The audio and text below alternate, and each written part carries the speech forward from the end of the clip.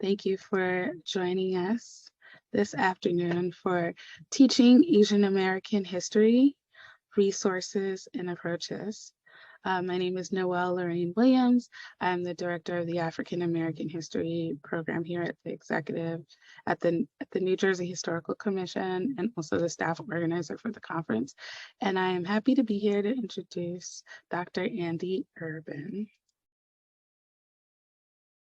Dr. Urban is an associate professor of American Studies and History at Rutgers University, New Brunswick, and the vice president of the New Brunswick chapter of the Rutgers AAUP AFT Union. His research, scholarship, and teaching focus on labor and migration history and he has published scholarship on the participation of 19th century Chinese immigrants in paid domestic and household labor, and on Chinese and Korean international exchange students recruited to the US by American evangelical missionaries working overseas, and on the attempts of Chinese refugees from the Mexican Revolution to win entry into the US during exclusion. Andy's current book project explores the history of Seabrook Farms, a frozen foods agribusiness in southern New Jersey that Dr. Nye mentioned in her introductory keynote to this conference, which recruited and employed incarcerated Japanese Americans, as well as guest workers from the British West Indies, migrant farm workers from the US South, European displaced persons, and stateless Japanese Peruvians during the 1940s and 1950s. Andy's work on Seabrook's Farms is also the subject of an online exhibition, and we will put that in the chat, hosted by the New Jersey Digital Highway, which he curated with Rutgers students. Andy is currently working with the Seabrook Educational and Cultural Center and public stakeholders on how the center's exhibitions and programs can be made relevant to contemporary audiences. Please join me in welcoming Dr. Urban. Thank you, Noelle, and hi and good afternoon to everyone who's joined this roundtable. I'm super excited. I think we're going to learn a lot in terms of thinking about what it means to teach and educate around Asian American studies in New Jersey and, hopefully beyond as well.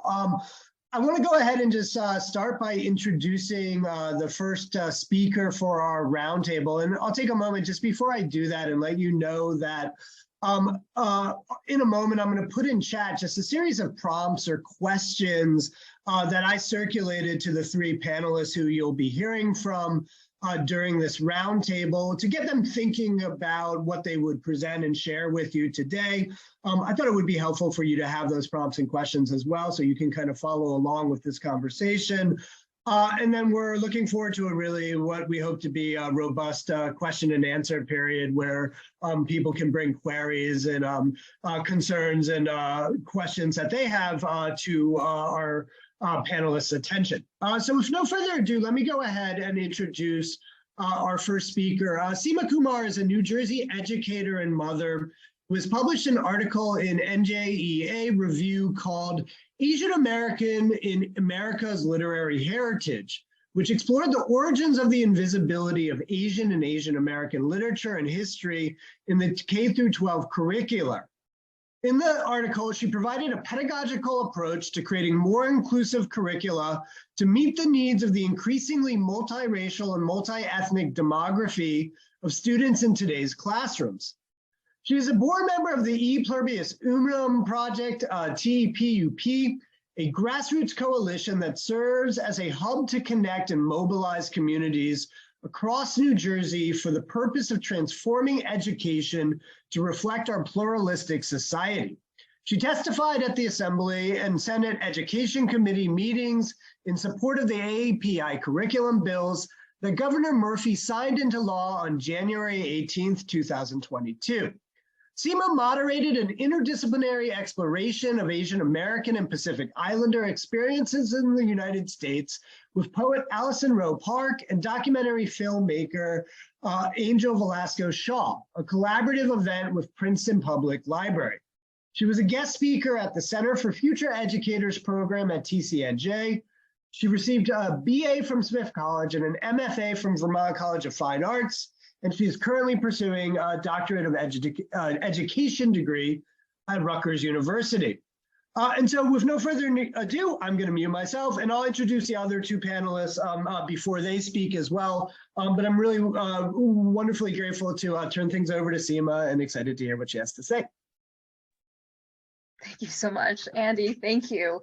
And I realize that bio is super long, so I apologize for the length of it.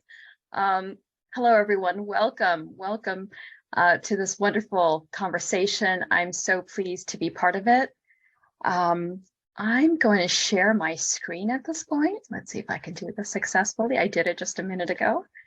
And let's see, here we go. I've got a slide presentation to go along with my talk. All right, there we go. I'd like to start with a little bit of history. As you know, during the COVID-19 pandemic, hate incidents against the AAPI community rose markedly. According to Stop AAPI Hate, an organization tracking instances of violence and verbal abuse, there were more than 10,900 incidents reported between March 2020 and December 2021. Their data also showed that 1 in 3 AAPI parents reported that their children faced a hate incident in school during the same time period. I want to go to March 16th of 2021 now. That date is a pivotal one.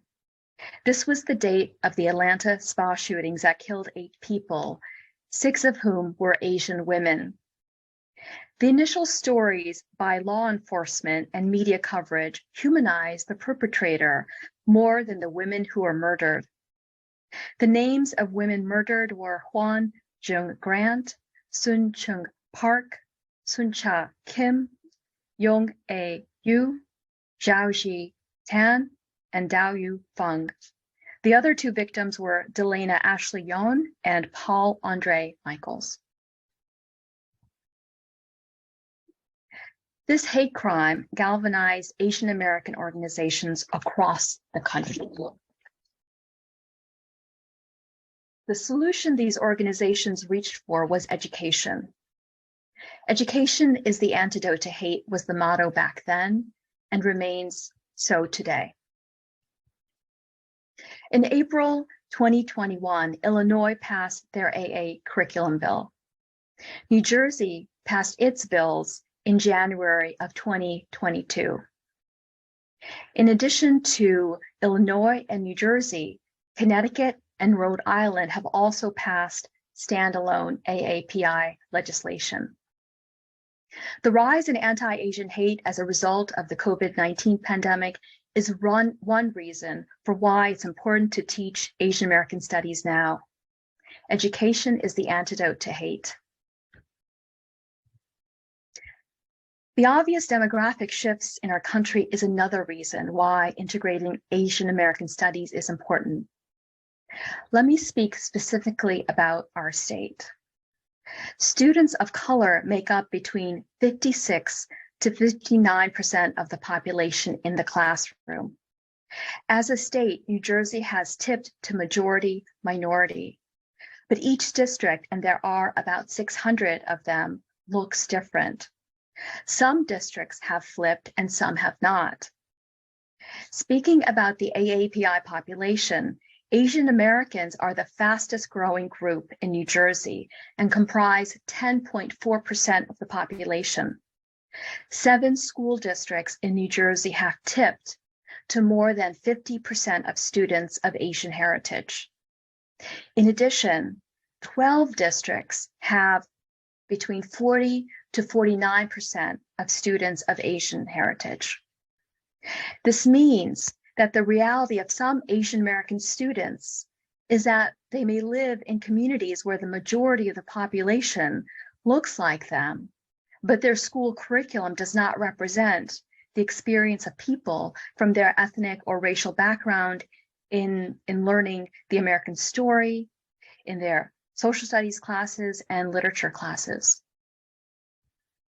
This generation of young people in the public school classroom are the most ethnically and racially diverse student population America has ever had. The teacher population, however, is predominantly white. In New Jersey, white teachers make up almost 83% of the workforce in public schools. Asian American teachers and administrators, oh, I'm so sorry. A friend of mine added that note. So let me read the previous sentence again. In New Jersey, white teachers make up almost 83% of the workforce in public schools.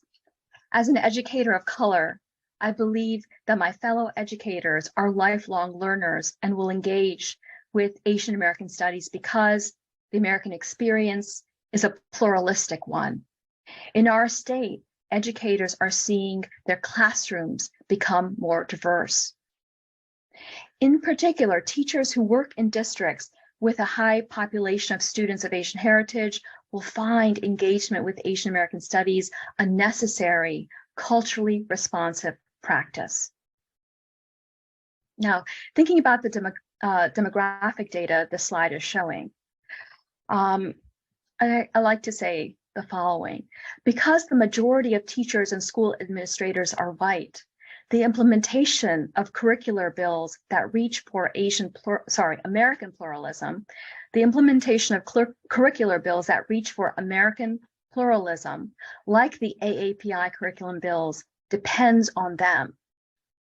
I want to point out that other bills have passed legislation that have created commissions in the New Jersey Department of Education, such as the Amistad Commission, the New Jersey Commission on Holocaust Education, the New Jersey Commission on Italian and Italian American Heritage, and the New Jersey Commission on Latino and Hispanic Heritage. The soon-to-be-formed Commission on Asian American Heritage will be added to New Jersey Department of Commissions. My grassroots coalition, E Pluribus Unum project, supports the inclusion of Asian American studies within American pluralism. I want to talk to you a little bit about my organization. The E Pluribus Unum project is a hub for resources. We are a connecting point for communities and between districts and professional development opportunities, such as IHI, Immigrant History Initiative. You'll hear from Julia Wang in just a moment, and SADA, and you'll hear from Emmett shortly as well. So I also want to say that about a dozen districts have reached out to us and our collaborators, Teach Asian American Stories, seeking information for professional development. And on this slide, I've just provided a list of these various districts. I'll just highlight a few of those districts. High Point has reached out to us, and Montclair, Princeton, and Cherry Hill.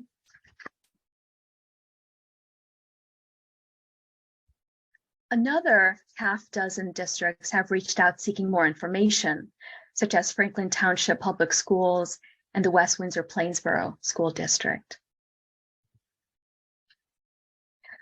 My organization has also compiled a list of free educational resources that we've shared widely.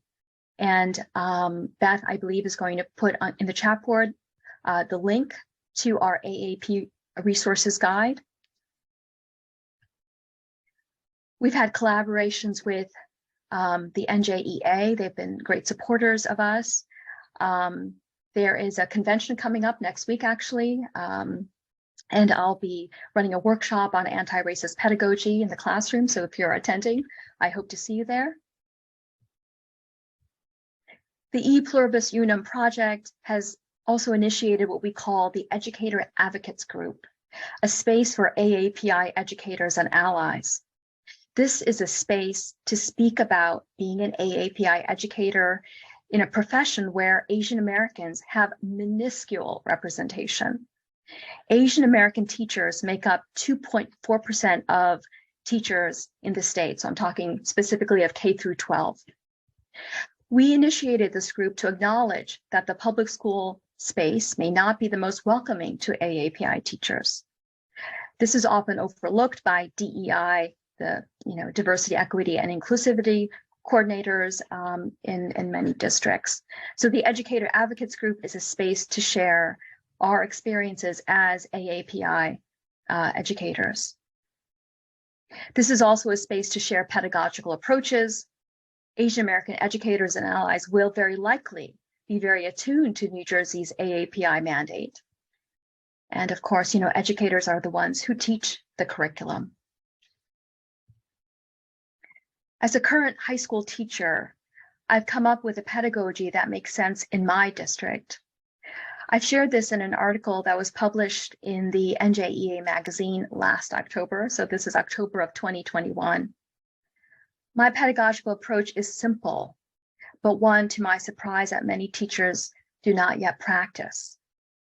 As a language arts teacher who teaches American literature, my pedagogical approach is to teach thematically and pair texts across community experiences.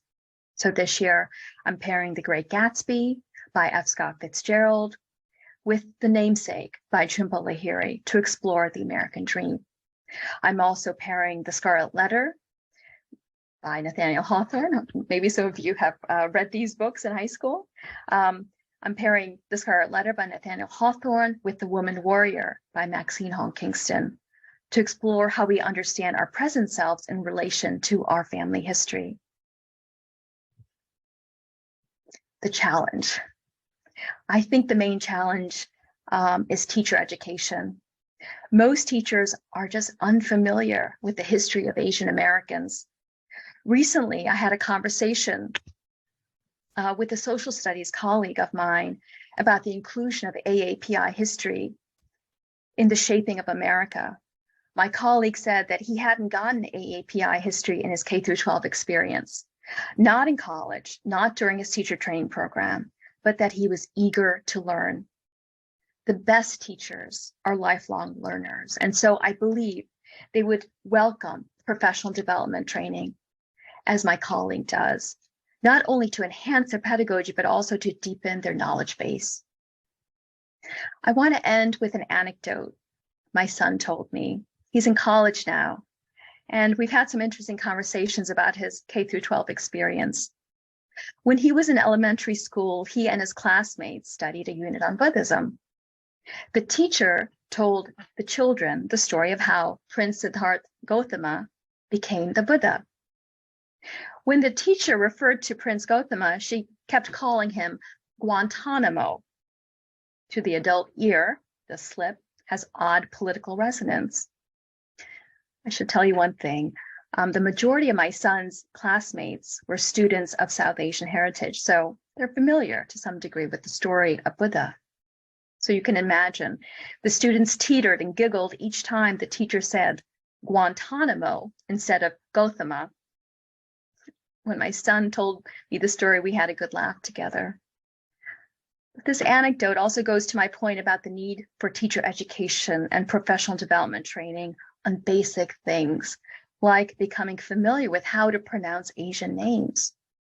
Though the pronunciation does not have to be perfect, the teacher should try to get as close to the original as possible. I think you'll agree with me that Guantanamo is not at all close to Gautama. So I'd like to thank you very much, and I'll hand it over to Andy again.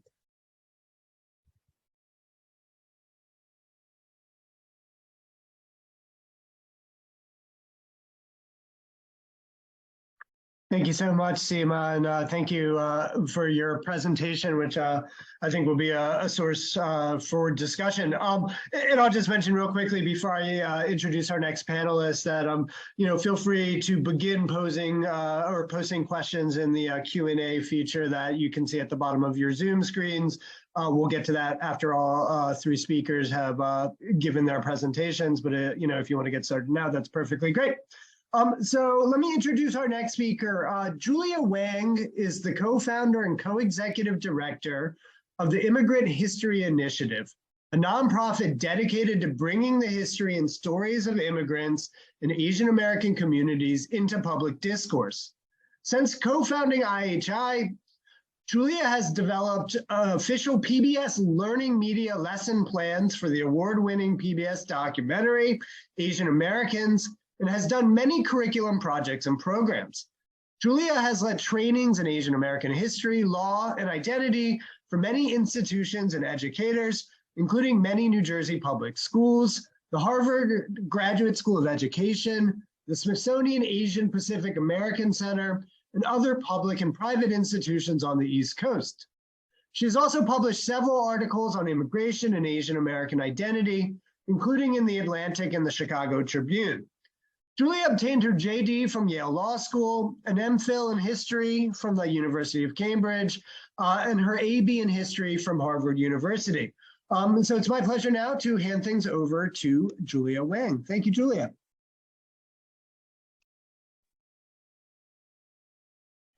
Hi, everyone. Thank you so much, Andy, for that introduction. And thank you all for being here this afternoon. And a big thank you to the Commission for bringing this panel and us. So I wanted to start off with a personal story to kind of introduce why we started the Immigrant History Initiative, or IHI for short, because our name is very long. So I am Chinese American. I was born in China and I came to the US when I was about 9 years old. And I grew up in a predominantly white neighborhood outside of Chicago. And so growing up, I didn't really see myself represented in the textbooks, didn't really see myself kind of really fitting in, right, to the American narratives that I was learning in school. And I was also bullied a lot as a child, and especially for my identity as a Chinese person and an Asian American. And my parents were first-generation immigrants, so they didn't have a lot of the resources or a lot of the kind of, I think, ability, right, to talk about these topics. And so I grew up with a lot of feelings that were really mixed about being Asian American. And so fast forward to after college, after graduate school, I go to law school and I start to see Asian names in the textbooks for the very first time in my life. And I found out about this person named Wang Haqq, which I don't know if some of you might know about. But Wang Haqq was this young Chinese man who lived during the era of Asian exclusion. He was born in the US, he was a native of San Francisco, and he had family that were in China. And so he went back and forth between China and the United States to visit them. And on one of those trips, the United States in 1882 passes the Chinese Exclusion Act. And so when Wang Haqq tries to return to the US, he gets detained on the shores of California. And he's told that because the US passed exclusion, he is no longer welcome in this country. And so Wang Haqq, at the age of 21, decides to sue the US government. And he brings his case up all the way to the Supreme Court. And he argues that because he was born in the United States, he is entitled to the rights of a citizen, and he is a citizen, and therefore he is entitled to enter this country. And the Supreme Court agrees with him. And under the 14th Amendment, the Supreme Court finds, right, that all people born in the US, regardless of their parental heritage, would be considered citizens and therefore entitled to the rights of citizens. Although there's a big caveat for Native Americans and Indigenous peoples. So I was 23 years old when I learned about the story of Wang Haqq. And for me, it was a really transformative moment. I thought a lot about what it would have meant if I had learned about his story growing up. And, through law school, I discovered, in part through self-study, but also in immigration classes and constitutional law classes, that Asian Americans, right, this whole time had been fighting for justice, have been fighting against unequal treatment, and many of them won. And so, like Wang Haqq, a lot of Asian Americans actually, in their fight for justice, shaped the outlook of US history. And it was incredibly powerful to learn this, even at the age of 23, right, when I've done a lot of learning, a lot of historical education up to that point. And so in 2017, my co-founder, Kathy, who is also a lawyer and one of my classmates at Yale, she and I started the Immigrant History Initiative. And our mission, as Andy mentioned, is to use Asian American history and migration history, because both of us have backgrounds in immigration law and history, but we want to use these histories to empower immigrant communities and Asian American communities, and not only to empower, but also build empathy more broadly, right, for these stories. And so the work that we do has kind of evolved into two pillars. We started out with this program that was focused on bringing Asian American history to Asian Americans, right? So we're actually relaunching this program. It's going to be an extracurricular program that provides a space for young Asian Americans and their parents, right, to learn some of this history and kind of reflect on what it means for them, right, and for their own families and their own communities. But the other half of the work that we do, which we started to really do in 2019 and after, is external, right, focused on bringing Asian American history to different audiences, and in particular to audiences that have not previously had access to these stories. And so one of the major demographics that we work with are K-12 schools, right? So teachers, educators, and educational institutions that don't necessarily, right, already have the resources on how to talk about Asian American history and identity and how to teach it. And so with that, I'm going to go ahead and share screen and show you our website. So one of the things that we really prioritize is providing resources for educators and families, whoever who are interested, right, in learning Asian American history and teaching it. So what I'm going to do is I'm going to go ahead and show you our website. So on our homepage, there's a section that links to some of our resources. So as you can see, some of it is focused on schools, others are more focused on kind of communities, families, etc. So if you go under our work, you can click on this section called lesson plans. So we do a lot of work around creating lesson plans and case studies that schools and teachers can use, kind of ideally, right, like in a very easy, accessible way. And so we have a lesson, for example, on cross-racial solidarity during the 1960s and the formation of the Asian American identity and sort of yellow power movement, which is really meant for middle to high school. We collaborated with an AP US history teacher to create some lessons, right, that are aligned with APUSH standards. And we also kind of work on thematic history that we see as gaps, right, in how Asian American history is taught. So we recently actually debuted our gender and intersectionality set of lessons, including with our first lesson on picture brides. And so in addition to doing a lot of kind of resource development, right, working to provide free lessons that you can download on our website, you can also sign up for our newsletter, which will kind of announce, right, new websites, new lesson plans when we have them. But the other big part of what we do is we work with K-12 school districts, right, to provide the professional development training that Sima talked about that is actually critical to bring Asian American studies into the classroom. And the reason for this is, as Sima mentioned, right, a lot of the teachers themselves have not had this learning, have not learned this history, right? I think we're all going through the same thing, right? Regardless of whether we're Asian American, in not having had a lot of resources, right, in the K-12 space that reflect the experiences of API communities.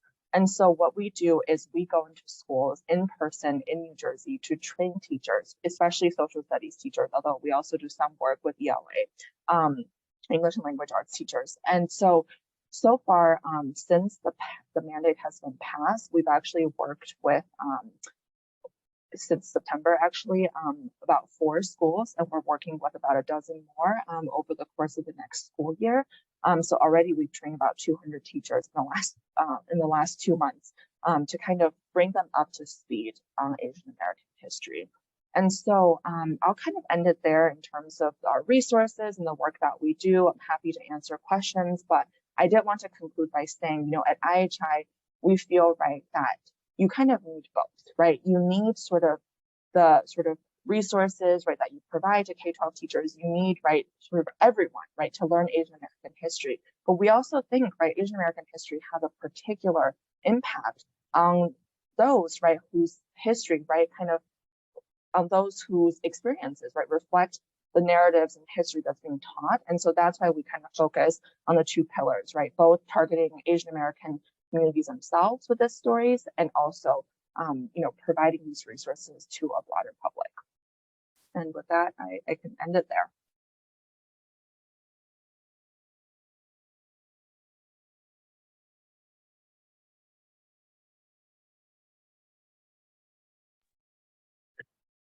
Great, thank you so much, Julia. It's really, again, kind of fascinating to hear about all this really incredibly important work being done. And I know you're in California right now as well, Julia. So thank you for also kind of making it work and joining us in that regard as well. So let me go ahead and introduce our final speaker. And again, I'll just put out a gentle reminder if you do have questions about anything that you've heard so far, any additional topics or subjects related, obviously, to the roundtable's theme that you want to put on the proverbial table for discussion, please go ahead and do so. But I'll go ahead and introduce our third and last speaker. Emmett Haqq is the Education Outreach Coordinator at the South Asian American Digital Archive, where he works to ensure that South Asian American stories are included in the historical narratives taught in classrooms. After receiving his MFA in Creative Writing and Literature at Stony Brook, Southampton, he was involved in higher education for years as both an instructor and a tutor, and prioritized the inclusion of South Asian voices in the courses he taught. Emmett's role at SADA is multifaceted, but it is focused around collaborating with educators in order to tell these underrepresented stories at schools and universities across the country. And so, Emmett, please, I look forward to hearing from you. Thank you so much, Andy. Thank you, everyone. Happy to be here. Today, I'm just going to talk a little bit about what my organization, what SADA does, talk about some of our resources for educators, and as you know, our other panelists have done, the importance of teaching Asian American history and studies in school. So give me one moment to get my screen share going here.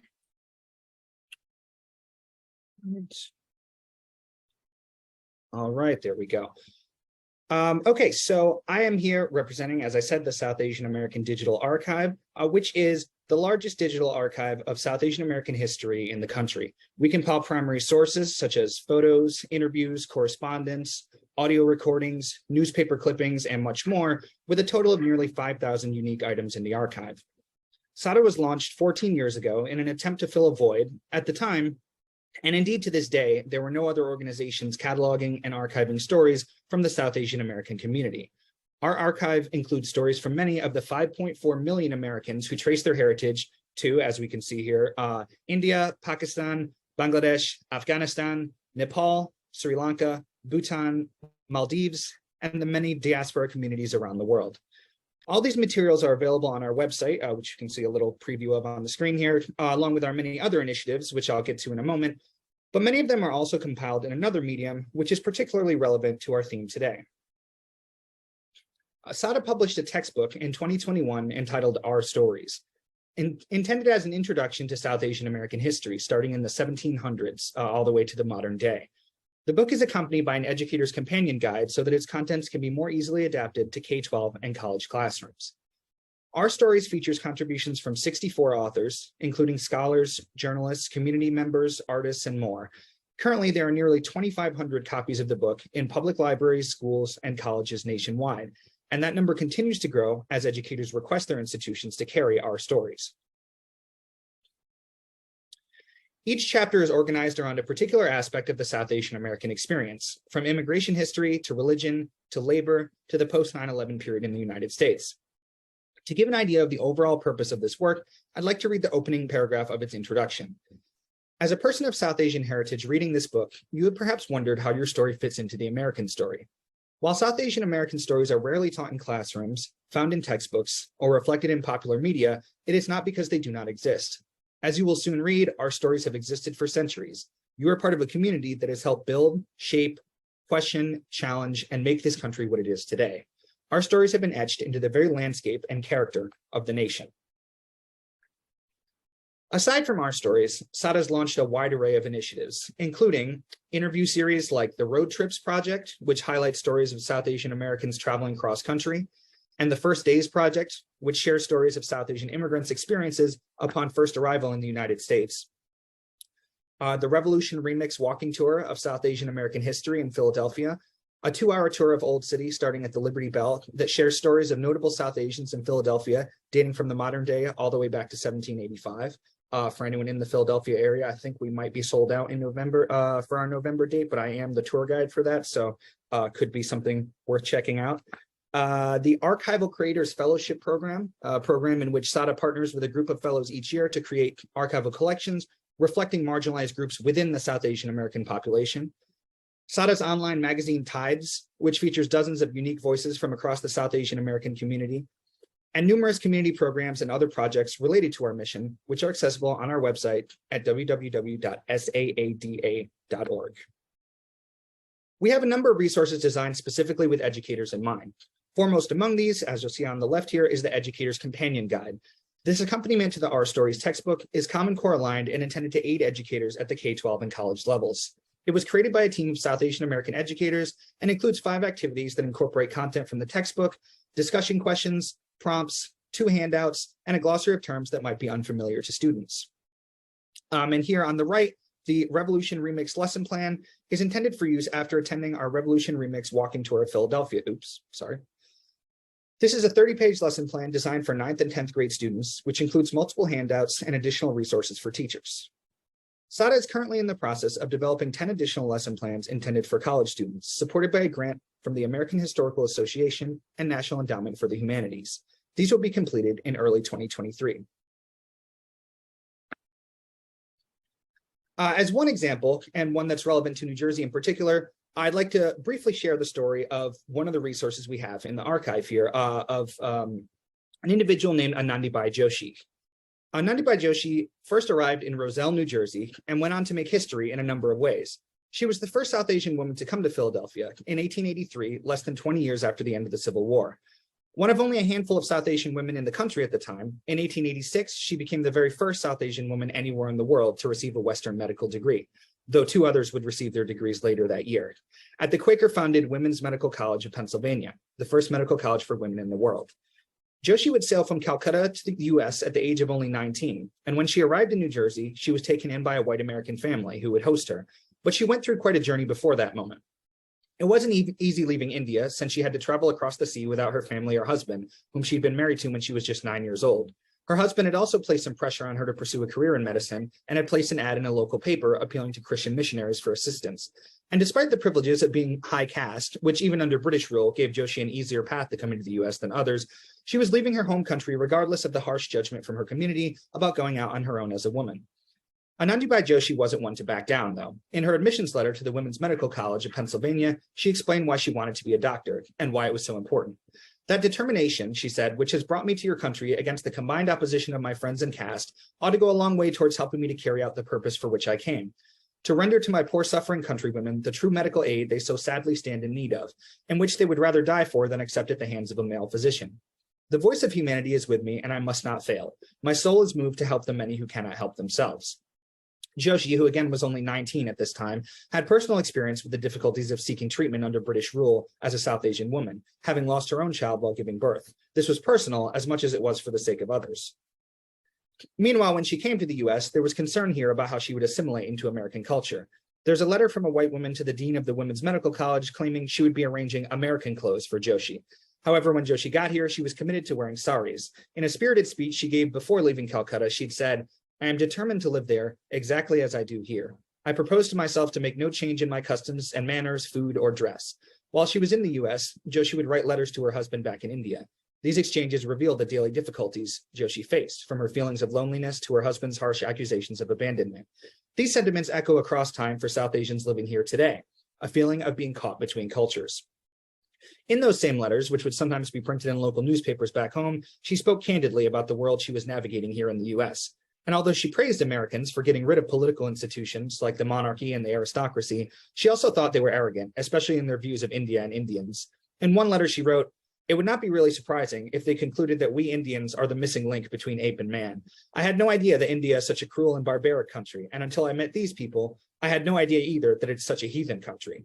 She had a sense of humor, clearly, and perhaps she had to in order to accomplish what she was able to accomplish.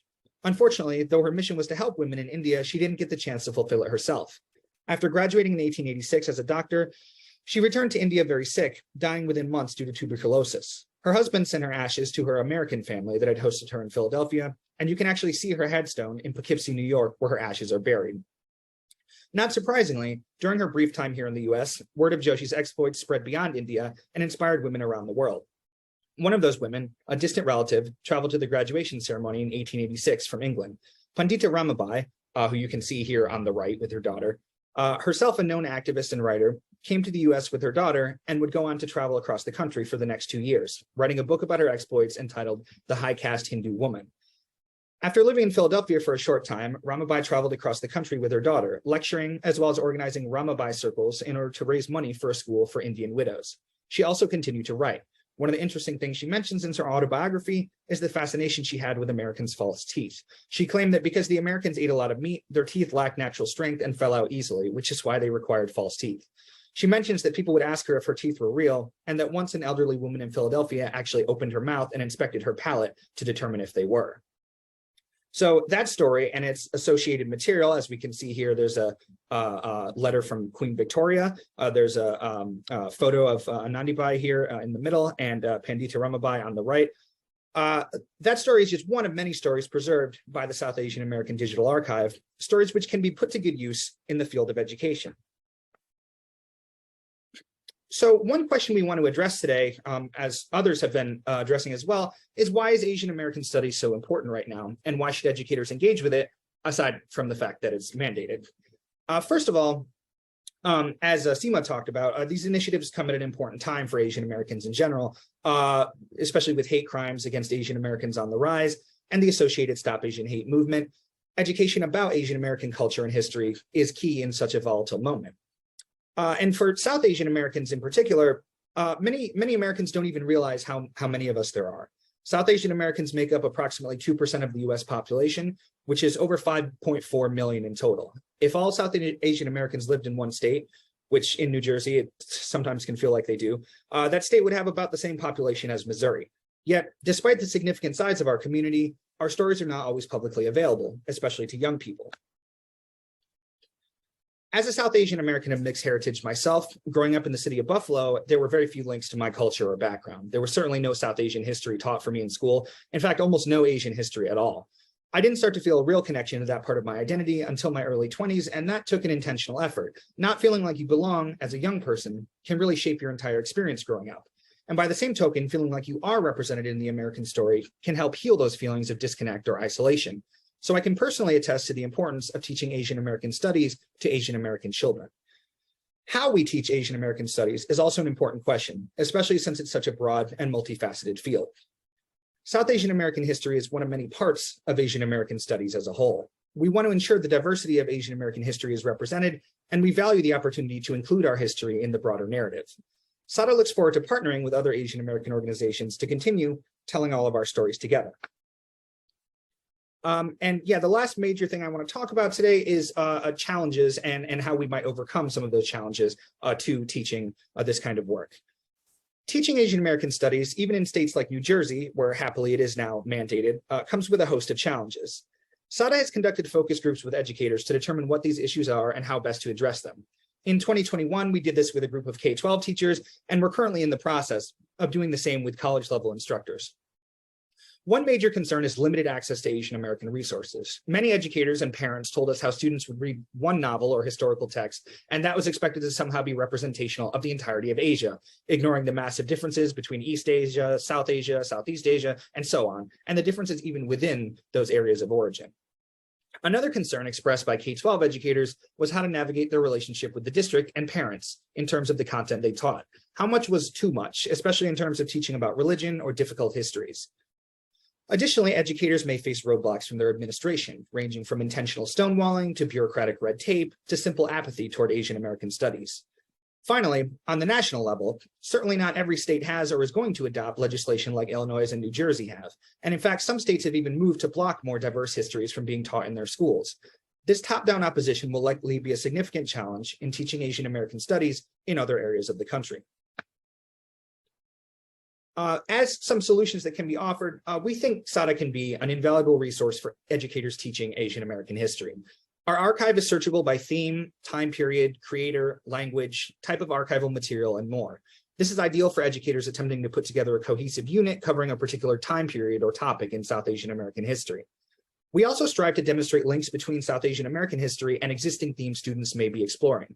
For example, in a unit on civil rights, educators might choose to incorporate our material on the intermingling of Bengali immigrants with Black and Puerto Rican communities in Harlem, the correspondence between B.R. Ambedkar and W.E.B. Du Bois, or the Black Panthers-inspired movement called the Dalit Panthers in India. Sorry, one moment. Our Stories, in particular, is an important resource for educators due to the Educator's Companion Guide's alignment with Common Core standards. Rather than teachers having to build their own lesson plans from scratch, the guide offers pre-planned lessons that already align with the state standards and can be easily adopted into an existing curriculum. Educators already have so much work to balance, so minimizing the amount of work they have to do in order to meet these requirements is our goal. Not to mention, this material was archived, compiled, and converted into lesson plans by South Asian American educators and community members, so it's a more thorough and dependable option than expecting teachers to have to do the research and design the content themselves. Finally, we are now on the road to offering professional development opportunities as well, and we should be able to hold those courses soon. That's all I have for everyone today. Please check out our website if you want to learn more, which again is saada.org, or you can contact me by email right up here. And I look forward to working with you all to put more Asian American stories into classrooms in New Jersey. Thank you.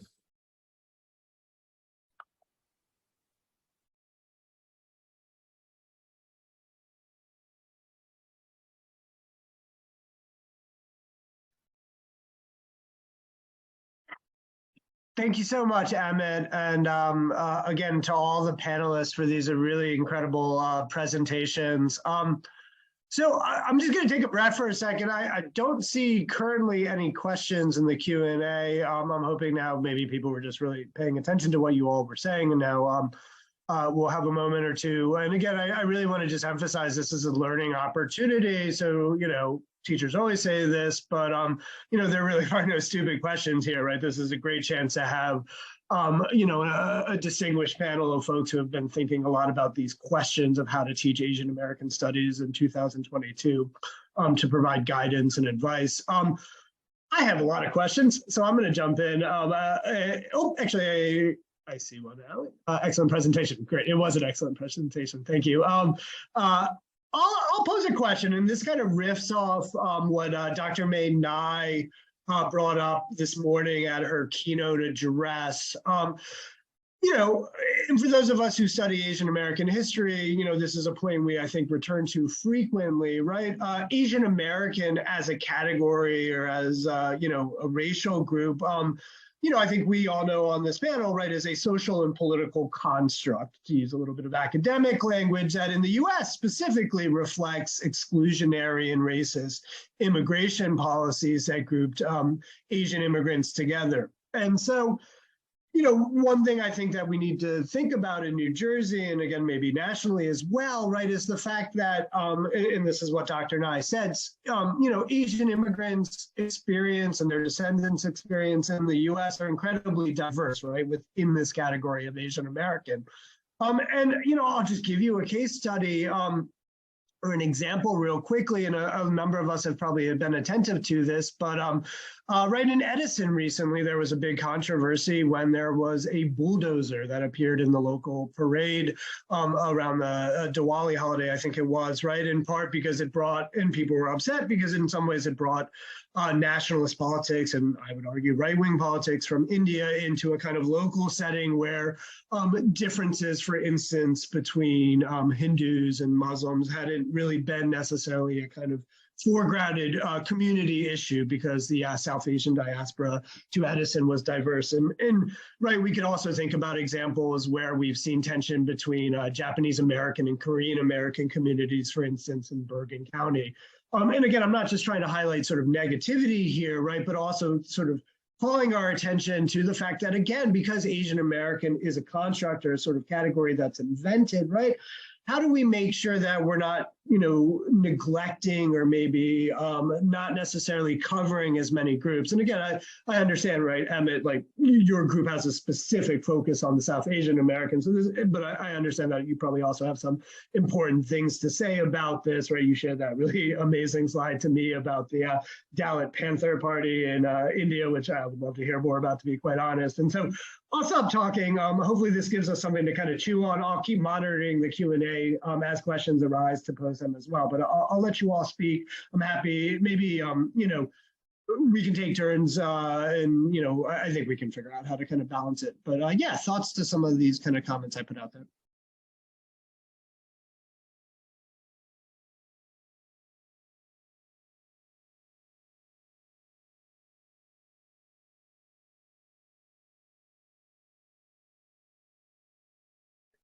I'll jump in here.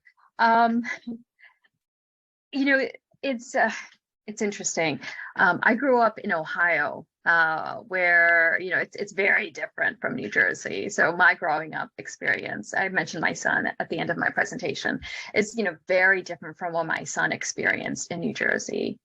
So they're almost polar opposites. The Ohio experience for me, the New Jersey experience for my son, and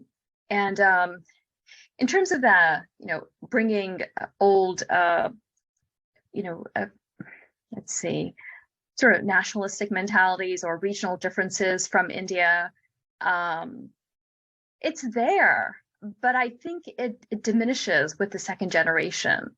For me, specifically, and I think it's different for someone who's about my age who grew up in New Jersey, but in Ohio, we didn't really, or myself specifically, I didn't really distinguish Indians, in regards to their regional identity. I just, Indians are Indians. And even like for me, there wasn't a great difference between Pakistani, Bangladeshi, and so forth. Just if you're brown skin, you're from the subcontinent, the South Asian subcontinent, there was an affiliation, a connection there.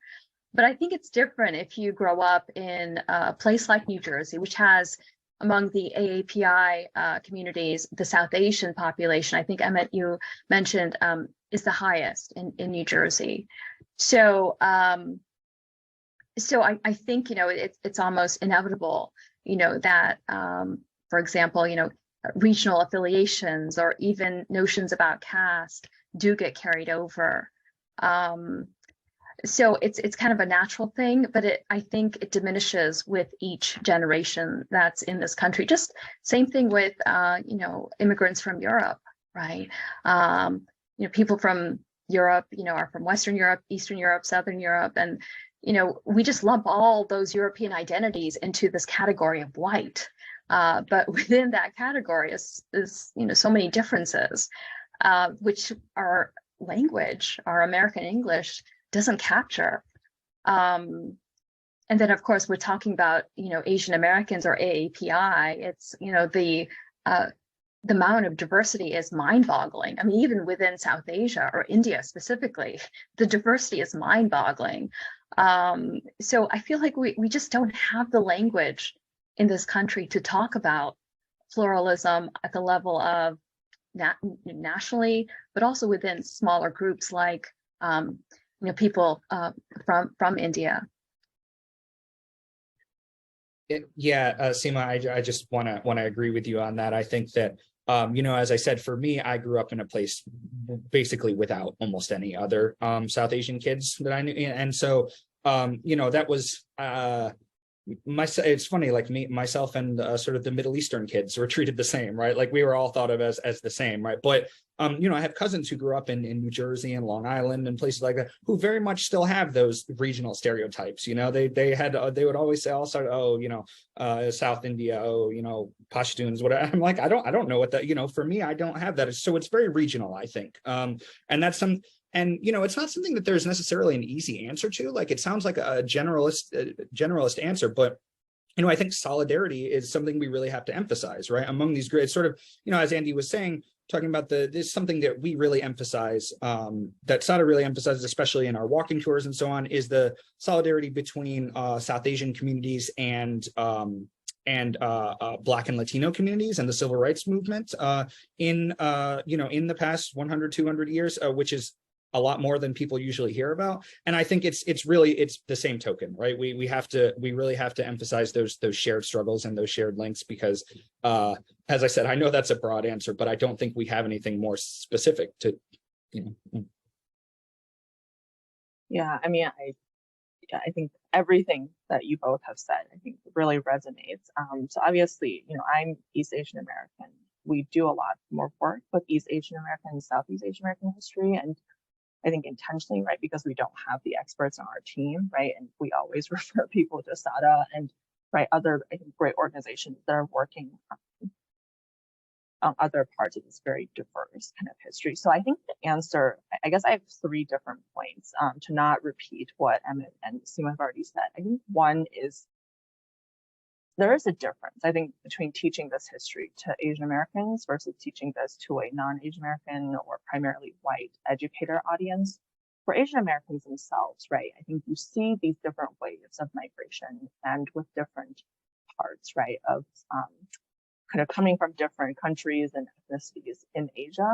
And I think that really does shape kind of how you see yourself. And a lot of young Asian students tell us, oh, I don't identify as Asian American because this moniker doesn't really fit, right, my own lived experience identity. I think that's absolutely fine. But I think part of what we do when we teach Asian American history in schools, right, I think is emphasize that this was a very political movement, right? So we talk about, for example, the 1960s, right, the Yellow Power movement, the fact that this was kind of, even those largely focused on the West Coast, right? I think looking that the sort of the formation of Asian American identity drew not only, right, from African American civil rights movement leaders, but also I think with sort of the thinking around kind of these shared experiences of exclusion, particularly, right, for East Asian Americans, kind of with Chinese exclusion and Japanese incarceration and things like that. And so that's why I think you start to see this movement coming into being in the 60s. And then we do teach a lot about Vincent Chen, right, and this kind of second sort of like the 1980s movement, right, with sort of renewed formation of Asian American identity. Sort of you're starting to see more national and kind of regional coalitions beyond the West Coast. So I think that's one thing. I think it's as much an education for Asian Americans as it is for non-Asian Americans. So the other question, I think, for teachers is very different, because for a lot of teachers, this is already too much, like it's too much all at once. And, we try to do a kind of a diverse set of case studies or, lesson plans where they can kind of at least get a glimpse, right, at the diversity of experiences and at the sort of the different decades of history, right, that kind of shape different groups that are categorized under this API umbrella, which is, to mention nothing of Pacific Island, we haven't even started talking about the PI, right, of API. But I think for a lot of them, the way we start our trainings is kind of talking about what API is, like how this label came into being, what it represents. And I think always emphasizing, right, that there has to be a recognition of the diversity of experiences, not only kind of in sort of ethnicity, language, culture, et cetera, but also in socioeconomic status. And I think that is where the really, I think the importance of studying local history comes in, right? Because I think where you're from really, like both Sima and Emmett have said, really contextualizes, right, kind of the experiences, not only of maybe your own communities, but the communities that you see and interact with. And then for us at IHI, in part this is easy because we focus a lot on migration policy, right? So there are kind of thematic commonalities, right, that I kind of mentioned when talking about the 1960s and the 1980s that we really focus on. But of course, like that doesn't cover, I think, a whole spectrum, right, of history and of case studies that we don't really focus on, but we, there are other groups that do. And so I think those are kind of ways that we think about it, but it is a really hard question. I agree with the other panelists in saying, I don't think there's an easy answer, but I think the more people are exposed to, I think the more at least they're open, right, to that proposition. Thank you all for these incredibly informative answers. So we do have some questions now. And so, I have more questions, but I will hold off because I want to give attendees or participants in the roundtable a chance to ask these questions. So I'm going to go first a question from Sarah Curitan, who's actually the director of the New Jersey Historical Commission. And actually, if it's okay, I might actually combine it with the question that Rosemary Fitzgerald posed as well, because I see them as related. And then Claire, hopefully we'll have a chance to get to your question as well. I don't imagine we'll have an issue. So Sarah asks, New Jersey's home rule approach to K through 12 education makes it challenging to reach large numbers of districts and schools with professional development opportunities. What strategies do the panelists think will be effective in reaching teachers with these new professional development resources? For example, have any of them encountered success in targeting social studies supervisors or school principals? And again, I mentioned Rosemary's question was connected here, and that was the question is the curriculum for all school districts, right? So in other words, and I think we'll get to this answer in more nuance, Rosemary, but to what extent is there going to be kind of a one-size-fit-all curriculum, or to what extent will local districts have a chance to maybe shape it in local and regional ways? So I'll stop there because I think, and Rosemary had some other things to say that are, I don't want to dismiss either, but just to get to the kind of question bit.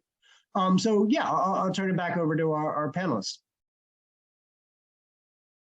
I mean, I would say curriculum really needs to begin, from the specifics of a district. So you need to look at the demographic makeup of, a specific district and create the curriculum starting from there. Seems to me that that's often neglected in the design of curriculum and in the writing of curriculum. Teachers, and education leaders aren't thinking about the students in their district. I'm not sure why. I think maybe they're just busy with, so much else, so many other responsibilities, but curriculum really needs to begin with the demographics of students in your district. And then it seems to me that, they need to be seen in the curriculum because it's, part of social and emotional learning. It helps engage their civic, sense of participating in an active way in a democratic society. There's just some districts that are so heavily skewed to one racial and ethnic group over another. And if that's the case with the district, the curriculum really needs to address those majority groups. And those majority groups may in fact be minorities. They may be, there are districts that are majority, Black. There are districts that are majority Latinx, Hispanic. There are districts that are majority, students of Asian heritage. So, that's got to be addressed at the curricular level. And then I would like to say just one thing about student advocacy. Students can advocate for curricular inclusion. If a child, approaches their teacher and say, can I explore this element that comes from my history? I can't imagine a social studies teacher or a language arts teacher saying no. So there are, maybe quieter, less structural ways of, implementing curricular change, and it can start with the student. I'm happy to answer this as well. It's a great question.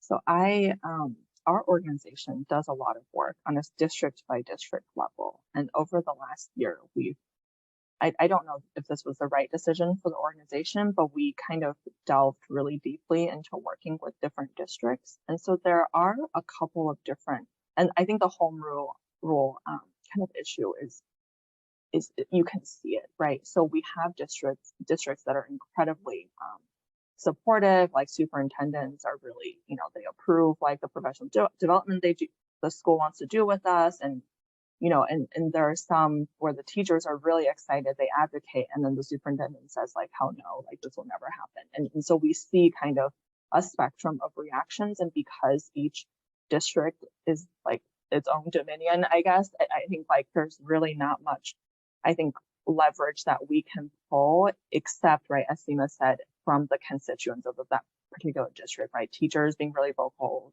parents who, have been very vocal on the opposite end, opposite side, and also students.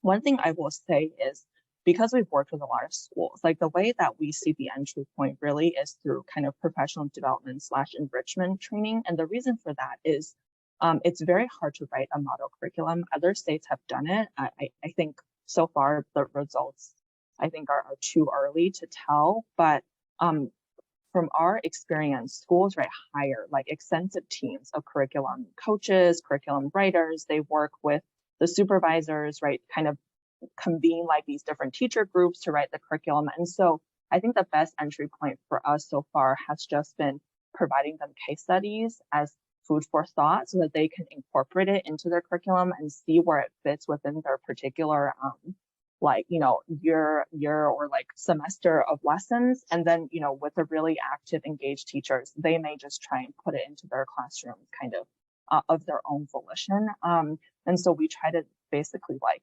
make things as easy for them as possible so they can adapt it, which of course means that there are going to be some themes and some lessons that I think are not so attractive and teachers won't teach it. And then there will be others that they do. And I think that's unfortunately kind of the reality of what we've seen with professional development. And kind of from the organizational perspective, this is incredibly labor intensive because like the best way to do PD is to go in person, have like 6 hours. And I currently do have another job. So like we can't give that many like professional development workshops over the course of a year. But I think that is like the one way you can actually get in front of teachers and curriculum coaches. And we have basically the way we got through with schools was by working with the New Jersey Social Studies Supervisor Association, who are really great advocates for their schools on this.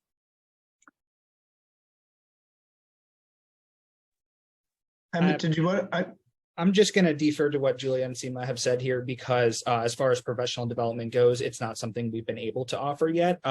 We are a month or two away from that at this point, but and I myself also am pretty new to SADA, so I don't have the on the ground experience, but I'll be in the trenches there soon, so I'll have more insight in a few months. Thanks, Evan. I mean, maybe to tie a couple of the threads together from these responses. I mean, I would also just, you know, and I thought Sima and Julia both kind of articulated this really well. But yeah, this is really also a lot about kind of empowering students to advocate for curriculum. I would just add also empowering community members, right? And I know IHI has been involved in this. And so is SADA, right? But making, you know, educational resources available to community organizations that are also, you know, potentially doing like ESL classes, right? Where history and humanities content more generally can actually focus those kind of educational activities and for other groups as well, right? So we're talking about education, obviously, just not only in the K through 12 classroom, but beyond. And I would also say as a university professor, and right, here's where I would say SADA already has some really amazing resources to offer, and Emmett made reference to it because they do this fellowship for oral histories program. I'm probably not getting the title exact, right?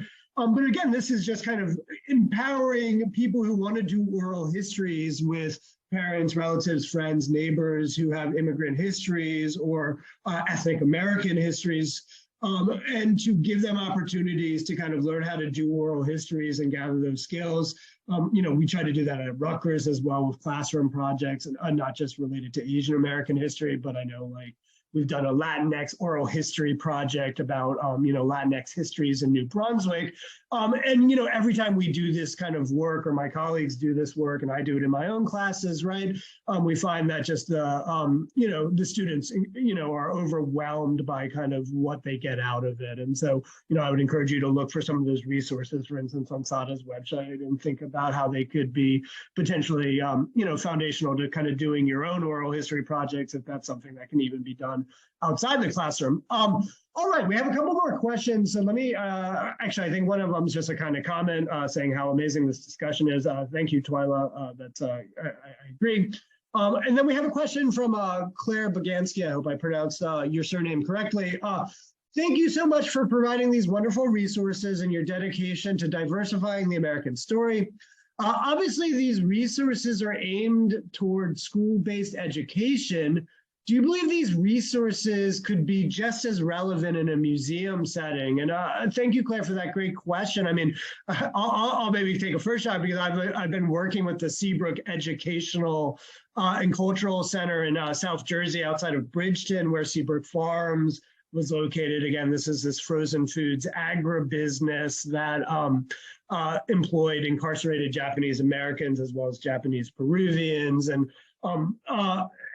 you know, so to me, that's an important question. And I certainly think it's something that the Seabrook Educational and Cultural Center should, you know, offer as part of its kind of resources and programming. But I'd love to hear from the panelists where they see maybe elsewhere in the state of New Jersey or in New York or Philadelphia as well, right, where museums can be partners in teaching Asian American history and Asian American studies more broadly. I mean, I'd love to see a museum exhibition on the Yellow Power movement, you know, as part of the civil rights movement. And in fact, you know, just a wider, larger story of the civil rights movement would be awesome, you know, to talk about other minority groups, marginalized groups who found their voice in the 60s and 70s.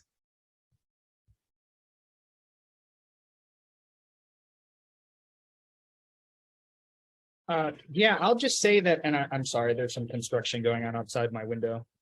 Hopefully that's not too loud. I'll just say that I think that in the case of SADA, our resources could absolutely, you know, fit into a museum setting.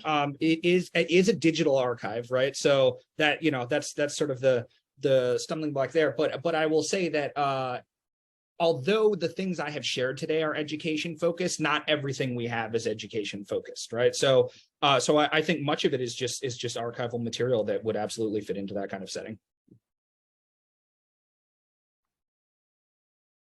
Yeah, I'll just add to that. I think, you know, as an organization, we don't have a lot of our own like archival resources. Like we do some oral history, but you know, it's still kind of a evolving conversation about what we want to do and kind of where in the space we want to occupy.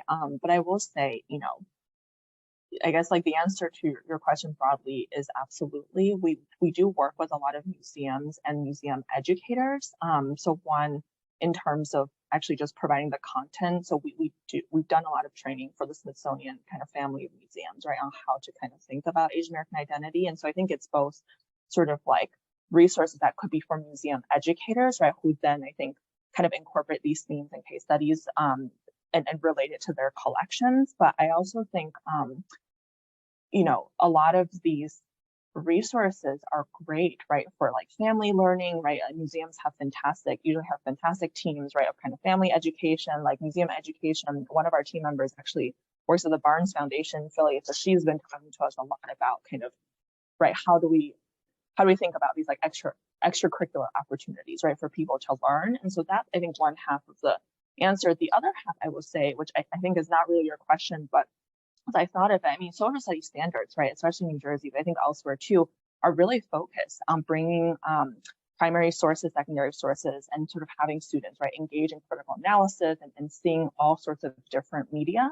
And museums are a really great partner, right? So we used to do a lot of our work and bring our kind of community program students to MoCA, the Museum of Chinese in America. We're still trying to figure out if we can do that with other museums. So I think that's another way, for example, Seabrook's Farms, that's another way, right, I think, for like museums to kind of be part of this conversation and have sort of that bridge, right, between K-12 education and museum education. And that, of course, goes beyond like the K-12 demographic.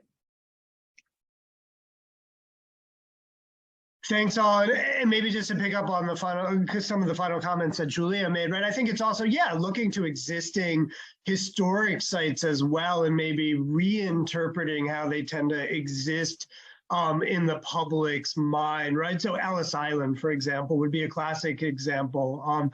You know, it tends to be understood as a site that by and large kind of served as the symbolic welcome to European immigrants. Whereas I know that my students have no knowledge that it was actually a detention center for Chinese immigrants in particular, but Asian immigrants more generally, right? And that, you know, through a different lens and obviously focusing on different experiences, right, we can challenge and complicate that history. I know the Ellis Island Museum has been trying to make some steps to maybe kind of acknowledge that a bit better. I don't see any other questions. There is a great comment from Arlene Gardner, you know, and I'll direct the panelists' attention to it because it sounds like it's a great opportunity, and I'm sure there's a kind of transcript we can provide of these as well after the event if you don't want to kind of get too consumed in the comment, but talks about maybe some opportunities for partnerships and ways to work together. I might sneak in one more question unless another emerges. You know, I mean, Julia, I was glad you brought up the history of Wang Kim Ark, right? Because it's so sort of important to our understanding of the history of citizenship and discriminatory naturalization policies more general, right? Again, when I teach an introduction to American studies courses with 100 students, maybe one or two of my students have ever encountered the fact that Asian immigrants were barred from naturalizing and becoming American citizens to 1952. And this fact that, right, that there was this incredibly important legal case involving a Chinese American individual, or an American born individual of Chinese descent, Wang Haqq, right, which gave us this incredibly crucial concept of birthright citizenship, right? And as some of you probably know, right, Wang Haqq has come back into the media's attention in the last couple of years, as we've seen threats to birthright citizenship typically arising around the question of whether the children of undocumented immigrants should also qualify for birthright citizenship, right? And also often this gets into really nasty kind of racist stigmatization of quote unquote anchor babies and so forth. And so all of this is kind of prelude to my actual question to you all. To what extent do you think Asian American studies, Asian American history, right, as it gets introduced into curricula, we'll also need to kind of contend with issues of legal status, issues of questions around undocumented immigration, right? That, by no means should obviously be the end all and be all of how we look at immigration history or Asian American history, right? But in some ways often do dominate, I think, our students' attentions, right? Because they've been in many ways politicized to think about immigration in those terms, right? As a kind of question of legality and yet national security and so forth. And so I'll leave it at that. Maybe just one more comment, right? And it is an Asian American history as well. My colleague, Alan Isaac, a Filipino American literary scholar at Rutgers, right, always points out that actually, for instance, Filipino immigrants in New Jersey are among the highest kind of percentage of undocumented immigrants in the state, due again to kind of very kind of complicated historical reasons about how they've migrated to the state and so forth. And so, again, sometimes stereotypes assume that it's not an Asian American story, where in actuality, right, it is as well. So I'll just put all of that out there, and then, yeah, I'd love to hear your thoughts. Yeah, I mean, I think this is a question that's going to be absolutely remain relevant. I think that, that was a great example that Julia brought up. I mean, we sort of have our own in Bhagat Singh Thind, right, in 1923, who's, brought his case to the Supreme Court to obtain citizenship, and the ruling ended up denying naturalization or denying citizenship to all Indian Americans for decades afterwards, right? So I think this is a question that, at SADA we definitely talk about a lot in our work, that, citizenship is not, I mean, in this country, it's not necessarily a guarantee, right? Like even if you follow the rules or whatever, right? And we can see that through a lot of different elements of Asian American history. I mean, those are two cases. There's at least like 6 major cases on this, so yeah, I think it's a really relevant question, and it will remain so. I mean, for me, I don't know, this question feels like cheating in some ways, right? Because I think this question is foundational to us founding IHI, and why sort of we focus on this immigrant, right, in our name, when, primarily now we focus on Asian American history. And, because Kathy and I have this background in immigration policy and history, I think it's very hard for us to not see, right, that if you want to understand the modern immigration system and all of its injustices, you have to see kind of the history, right, of migration policy, which is not just an Asian American story, but it started out as an Asian American story, right? I think the Page Act, the Exclusion Act, right? I mean, like one thing we do in our professional development is we literally have a timeline, right? Looking at 1882, then we look at the Gentleman's Agreement, we look at the 1917 Act, and then we look at Johnson-Reed 1924 Act. And I think you start to see that Asians played a very important part, I think, in the imagination, right, and sort of in this nativist and xenophobic movement, right, from the 1850s and onward. So I think for us, like, we have to talk about the present, right? I think not only for non-Asian Americans, but for Asian Americans ourselves, because, Kathy and I are also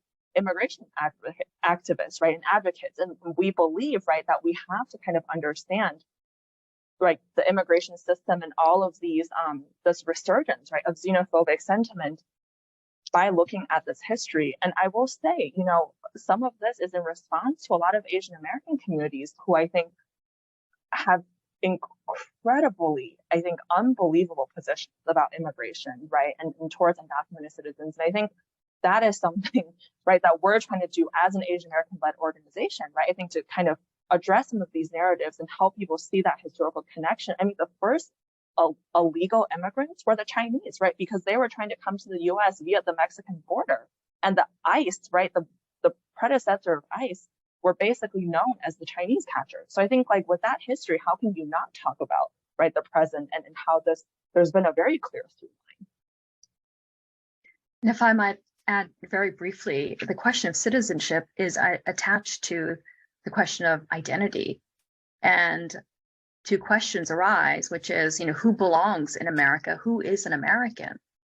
To this day, most of my white colleagues in my public school will identify me as Asian, not American. And so they place me in India, but I've lived my entire life here in this country. And so to look at someone like me and say she's an American, I think it's still difficult for the American mind to encompass that. And I realize I kind of I've said the word American, and American, I'm using that word as a synonym for a person of European heritage. And see, I messed that up as well. So, who is an American? Can we look at an Asian American and say she's American?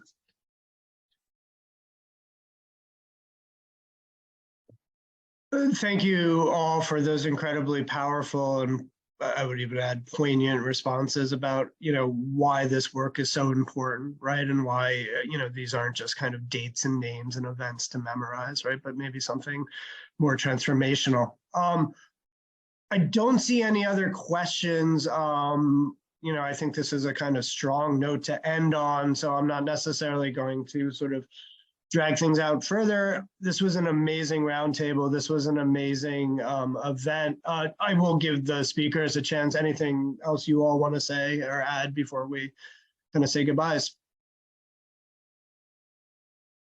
I just want to say, I assume you'll circulate our emails, but happy to chat with folks and talk offline too. Yeah, actually, we can maybe just take a second, Noelle or Beth, if you all don't mind, maybe putting some of those the contact information in the chat, so any of the attendees can reach out, if that's okay with Emmett and Sima as well. I don't know. Actually. Yeah, absolutely, and thank you everyone for attending. I'd be happy to chat with anyone as well.